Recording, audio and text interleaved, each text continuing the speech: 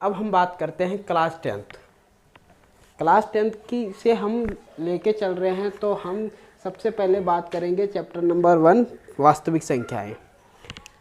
तो वास्तविक संख्याएं में जैसे हमने आपको बताया, हम किसी भी चैप्टर को पढ़ेंगे तो सबसे पहले उसका क्या करेंगे, हम इंट्रोडक्शन से बात करेंगे, फिर उसके कंसेप्ट पे बात करेंगे, फिर उसकी प्रॉब्लम्स पे बात करेंगे।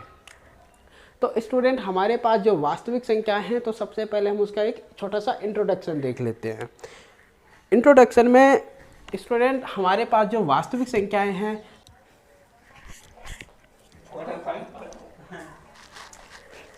तो स्टूडेंट हम वास्तविक संख्या में इसका इंट्रोडक्शन, एक छोटा सा इंट्रोडक्शन देख लेते हैं। ये स्टूडेंट आपने 9th में पढ़ चुके हैं, लेकिन मैं थोड़ा सा आपको इसका ओवरव्यू दे रहा हूँ कि ये चीज़ें होती है जो हमें थोड़ा पढ़ना है, इस चैप्टर में आनी चाहिए। ठीक है स्टूडेंट। तो थर्ड हमारे पास होती है भाज्य संख्याएं, फोर्थ होती है अभाज्य संख्याएं, फिफ्थ होती है परिमेय, 6 होती है अपरिमेय संख्याएं,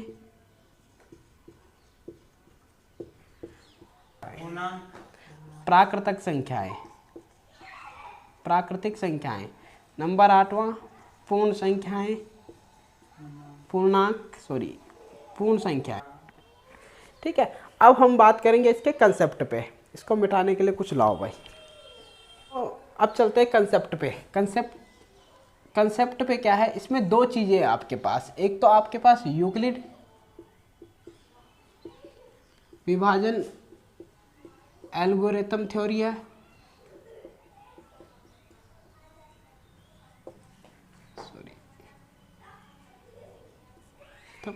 और दूसरा आपके पास है अंकगणित की आधारभूत परिमेय। और थर्ड में आपके पास एक चीज़ और है, ये है अपरिमेय संख्याओं का पुनर्रचना। अपरिमेय संख्याओं का पुनर्भरण।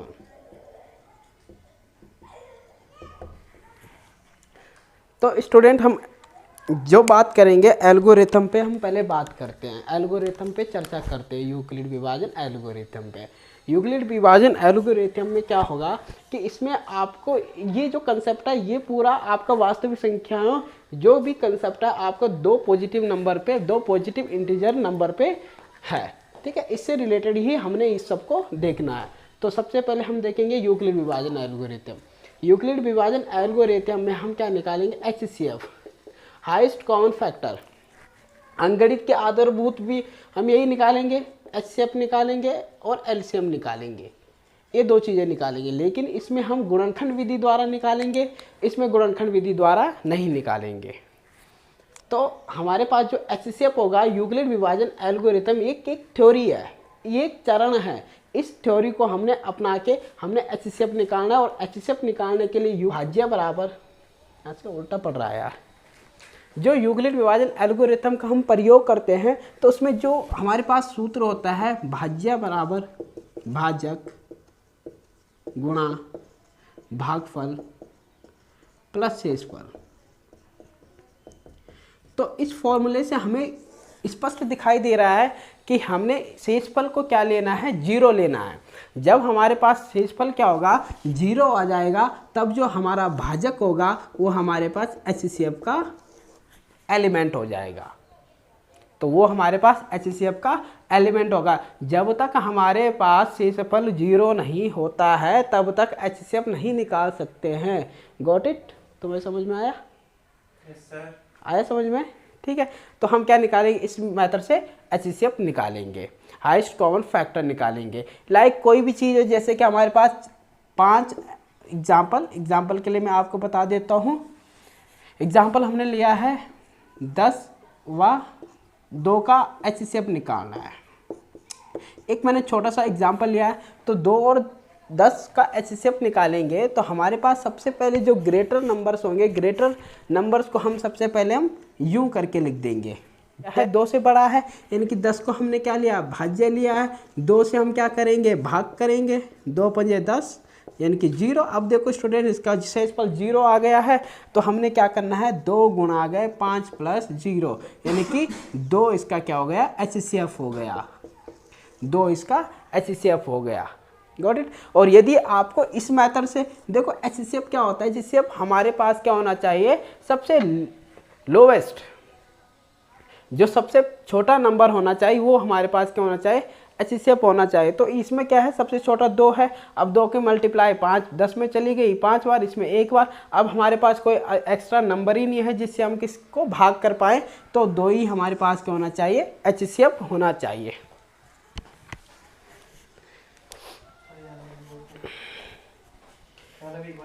ठीक है बच्चों, अब हम पुनः बात करेंगे अंकगणित के आधारभूत प्रमेय पे। अंकगणित के आधारभूत प्रमेय जो हम निकालेंगे वो भी हमने HCF और LCM निकालने के लिए ही प्रयोग करनी है। लेकिन HCF और LCM को निकालने के लिए हम जब प्रयोग करेंगे तो उसका मेथड हमारे पास गुणनखंड विधि द्वारा होगा। हमारे पास जैसे कि 10 और 2 हमारे पास है, तो इसका गुणनखंड विधि द्वारा इसका HCF और LCM इसको फाइंड कर सकते हैं।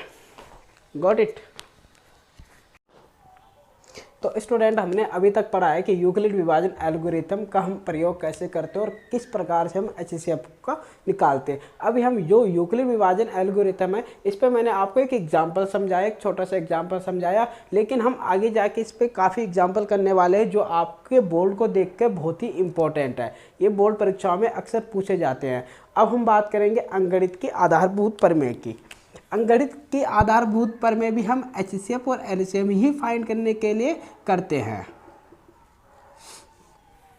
तो HCF और LCM फाइंड करने के लिए करेंगे तो इसमें जो सबसे HCF में जो सबसे कॉमन फैक्टर होगा, सबसे स्मॉलेस्ट, सबसे छोटा कॉमन फैक्टर जो इसमें होगा HCF में, उसको हम इसमें देखेंगे। और LCM में हमारे पास सभी ही ऐड हो जाएंगे, जो भी हाईएस्ट कॉमन नहीं होगा, सारे हमारे पास इन्वॉल्व होते जाएंगे। LCM में हमारे पास सारे ही फैक्टर इन्वॉल्व होते जाएंगे।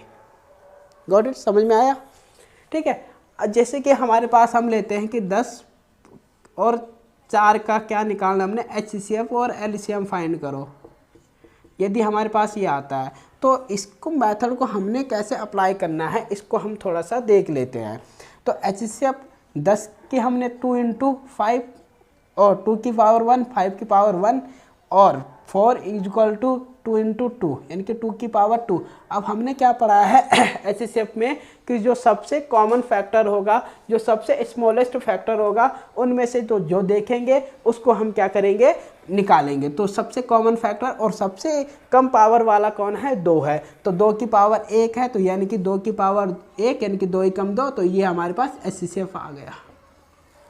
तो ये हमारे पास क्या आ गया, HCF आ गया। आया बच्चों समझ में? अभी हमने क्या पढ़ा है, LCM कैसे निकालेंगे हम, गुणनखंड विधि द्वारा। वैसे हमने हाई स्कूल में पढ़ रहे हैं, हमने 9th 10th 6th 7th 8th में इस सब कंसेप्ट को क्लियर किया है। लेकिन जब आपके सिलेबस में ये चैप्टर है, ये कंसेप्ट है, हम आपको इसको भी क्लियर करवाएंगे। अब हम थोड़ा सा आगे बढ़ते हैं।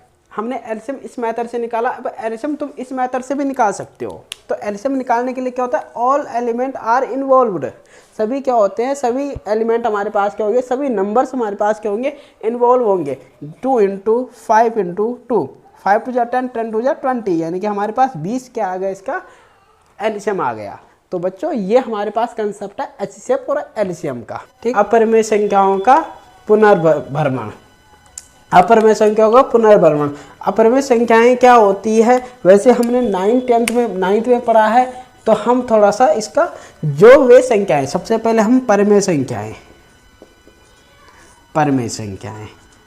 तो परिमेय संख्याएं क्या होती है, वे संख्याएं जिन्हें हम P/Q के रूप में लिख सकते हैं, यानी कि P/Q के जो हम इस टाइप में लिख सकते हैं, तो इसे हम क्या कहते हैं, परिमेय संख्या। और Q और P क्या होते हैं, पूर्णांक होते हैं। Q जहां हमारे पास क्या नहीं होना चाहिए, 0 नहीं होना चाहिए। Q हमारे पास 0 नहीं होना चाहिए, इसे हम परिमेय संख्या है। और अपरिमेय संख्या क्या होती है, इसी का सीधे उल्टा कर दो, जिसे हम P/Q के रूप में नहीं लिख सकते, तो उसे हम क्या कहते हैं, अपरिमेय संख्याएं कहते हैं।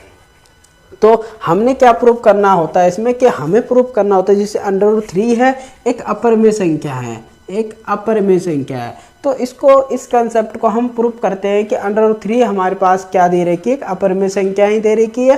तो हम इसको आगे आने वाले लेक्चर्स में क्लियर करेंगे। आज के लिए फ्रेंड इतना ही है। अब मिलेंगे हम नेक्स्ट लेक्चर में, और नेक्स्ट लेक्चर में हम आपको इसके प्रॉब्लम्स और एग्जाम्पल सॉल्व करवाएंगे और बताएंगे कि आपको किस प्रकार से इसके एग्जाम्पल सॉल्व करने हैं। तो किसी भी प्रकार का स्टूडेंट आपको डाउट होता है, किसी भी प्रकार से आपको कोई भी चीज़ कंसेप्ट समझ में नहीं आता है, तो आप हमको कमेंट बॉक्स में कमेंट कर सकते हैं। हम आपकी प्रॉब्लम्स को सॉल्व करने की पूरी कोशिश करेंगे।